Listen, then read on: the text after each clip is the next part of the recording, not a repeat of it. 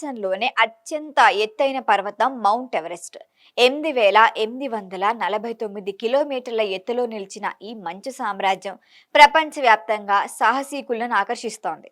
కానీ అదే ఎవరెస్ట్ శిఖరం వేలాది విజయగాథలతో పాటు వందలాది విషాద కథలకి కూడా సాక్షిగా నిలిచింది. అందులో అత్యంత భయానకమైంది గుర్తుగా నిలిచిపోయింది మాత్రం గ్రీన్ బ్రూట్స్. ఎవరెస్ట్ శిఖరానికి సమీపంలో దాదాపు 3 దశాబ్దాలుగా మంచులో గడ్డకట్టిన ఒక మృతదేహం. దానికి కారణమైన ఆకుపచ్చ బూట్లు పర్వతారోహులకు ఒకప్పుడు దారి చూపిన గుర్తుగా మారాయి. ఇప్పుడు ఆ మృతదేహాన్ని ఎవరెస్ట్ నుంచి కిందకి తీసుకురావడానికి ఇండో టిబెటన్ బోర్డర్ పోలీస్ చర్యలు చేపట్టేందుకు సిద్ధమవుతోంది. ఈ కథ 1996లో మొదలైంది. భారత్ నుంచి టిబెట్ వైపు అంటే ఎవరెస్ట్ ఉత్తర మార్గం ద్వారా శిఖరాన్ని అధిరోహించేందుకు ప్రత్యేక పర్వతారోహణ బృందం బయలుదేరింది.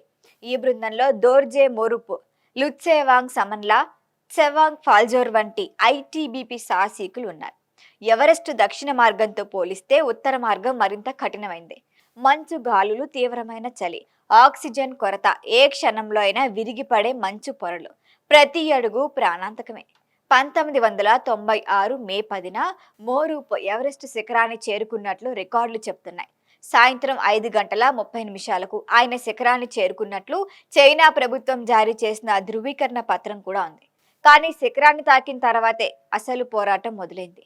తిరుగు ప్రయాణంలో భీకరమైన మంచు తుఫాను చుట్టుముట్టింది. పరిస్థితులు ఒక్కసారిగా అదుపు తప్పాయి. మోరూప్తో పాటున్న మరొక 2 ఐటీబీపీ సభ్యులు కూడా ప్రాణాలు కోల్పోయారు. వారి మృతదేహాలు ఇప్పటికీ పూర్తిగా వెలుగులోకి రాలేదు. అయితే మోరుపు మృతదేహం మాత్రం ఎవరెస్ట్ పై మంచులోనే మిగిలిపోయింది. ఆయన ధరించిన ఆకుపచ్చ రంగు బూట్లు కారణంగా ఆ మృతదేహం ప్రపంచానికి గ్రీన్ బూట్స్ గా పరిచయమైంది. ఎవరెస్ట్ లో సుమారు 8000 మీటర్లకు పైబడిన ప్రాంతాన్ని డెత్ జోన్ అంటారు. అక్కడ ఆక్సిజన్ సముద్ర మట్టంతో పోలిస్తే 3వ వంతు మాత్రమే. ఉష్ణోగ్రతలు -40 డిగ్రీస్ వరకు పడిపోవచ్చు. శరీరం వేగంగా బలహీనపడుతుంది. చిన్న తప్పిదం కూడా మరణానికి దారితీయొచ్చు.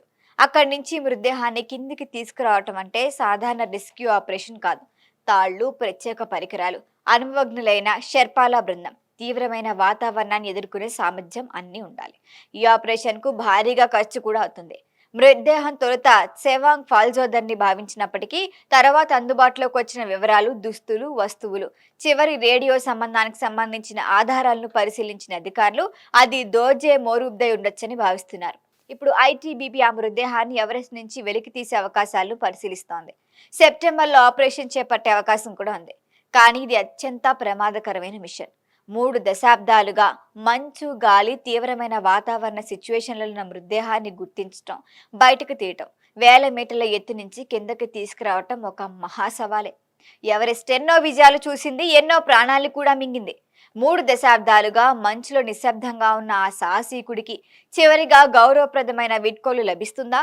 ఎవరెస్ట్ మరొకసారి ఒక చరిత్రను కిందకి దించుతుందా అనేది చూడాల్సిందే. ఈ వీడియో మీకు నచ్చినట్లయితే లైక్ చేయండి, షేర్ చేయండి, సబ్స్క్రైబ్ చేయండి. మరిన్ని అప్డేట్ల కోసం మా వాట్సాప్ నెంబర్ను సబ్స్క్రైబ్ చేసుకోండి.